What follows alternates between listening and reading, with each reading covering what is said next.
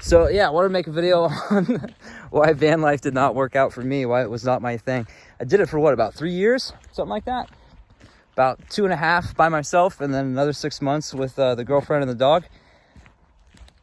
There are some amazing things about van life. There's a reason why it's popular. It's amazing, especially in this like day and age where, you know, housing costs have gone up so high and wages have not.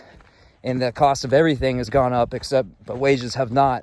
So my generation's kind of stuck in a little bit of a predicament of how to afford housing and, you know, just live a decent life like they could have 20, 30, you know, especially 50 years ago.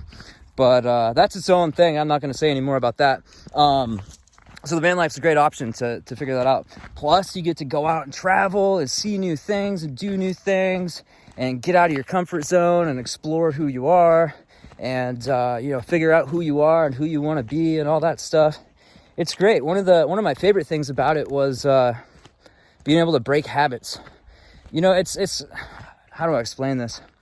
When you interact with the same people every day, you build in your head little rules of this is acceptable, this is not acceptable, this is who I am, this is who they are. You build all these definitions and it becomes your reality, those definitions. And when you completely break away from everything you're familiar with, everyone you're familiar with, you can reset those rules to be something different. And you can essentially recreate yourself because, to me at least, you know, without getting into the possibility of having a soul and all that, yourself is a collection, your identity is a collection of beliefs and rules in your head about who you are, what things mean, and how they work, and all that. And the best way to break that, if you're in a rut, for me, I found, is to start somewhere new and start new rules in your head of who you are and what things mean and all that, and explore new things. And it's absolutely liberating. So that was my favorite part of van life. I do not need to quit my job and move and do all that to recreate myself, though I can do that without the van. The van was just a catalyst, but I can make a catalyst out of anything. It's a choice, basically. Look at this sun over here. We've got a lot of haze. I think it's smoke, but I'm not sure. Let's see if we can maybe tap down here and it'll look a little. Yeah, there we go. That looks cool. So yeah, things I didn't like about it was when you're constantly getting out of your comfort zone and you're constantly meeting new people and not forming relationships, whether that's a friendship, a romantic relationship, a professional relationship, or just seeing the same people at the grocery store every week, kind of made me feel frazzled and kind of stressed, I guess. You know, humans are pack animals. We're meant to create tribes and work together and form relationships and bonds. That's what's made humans survive, because we're not, you know, as fast as a tiger or as strong as a bear or any of that. So it's been important for our survival to work together. And it's tough to do that when you're out on your own. You're always in a new city and you don't know anybody. And to me, the once a year thing, you know, going to RTR or meeting up with, you know, a friend once a year or whatever isn't enough. I need the face-to-face. I need to feel like I'm a part of a community, basically. And the internet doesn't do that. You know, I tried to replace having those relationships with like my YouTube comments and Facebook and stuff, and it just wasn't healthy. And it ended up making me want to stay as far away from social media as possible, because it's just, people do not act the same on the internet as they do in person. I've never had a person in person come up, a stranger, and just tell me to kill myself because they don't like me or that I'm trash or whatever people say in the YouTube comments. And it's just unhealthy. And it's unhealthy for you guys to see me present myself in what I think is my best light and never see me when I'm being an idiot or an asshole, because sometimes I am. So that's unhealthy too. On the other side, it's not authentic. It's not real.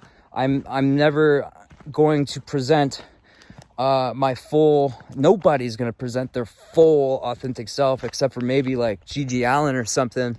But people naturally try to hide the parts of themselves they don't like about themselves and make themselves appear, show the best parts of themselves so they'll be liked and accepted. You know, that's a natural, normal human thing. But anyway, that's a big part of why the van life didn't work for me. The other one is just the stress of constantly moving and constantly being in a new place that you're unfamiliar with, and you're trying to figure out if it's safe or not. You're trying to figure out if the parking spot you're at, if you're gonna get hassled by cops, if you're gonna get broken into by crackheads, if it's a gang area or something's bad gonna happen to you. You don't know, because there's always a new area. Not even people, but there's new animals in different places. There's a tree in Florida that if the sap drips on you, it'll burn your skin like acid. And I didn't know about that until after I left. Poison oak and poison ivy in certain parts of the country, ticks that carry diseases, dangerous spiders, dangerous snakes. Where I grew up, there was none of this stuff. In Oregon, it's a really safe place as far as wildlife stuff goes.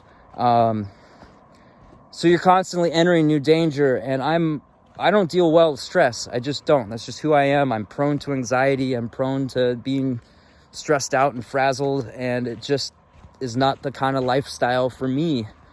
I'm a thinker. I like to be quiet and be quiet, peaceful places and think and create things. That's just who I am. And that's the main reasons why it didn't work for me. But those might be great reasons why it would work for you, because some people are having a blast with it. The other part I haven't really heard anyone talk about is future building. So it's kind of like an underlying feeling of being in the van. The van life is a live for today. Nobody's talking about saving for retirement. Nobody's talking about investing. Nobody's talking about building skills, over time, so that you become more and more valuable in the job marketplace or whatever. And I kind of lost 3 essential years of, building that stuff.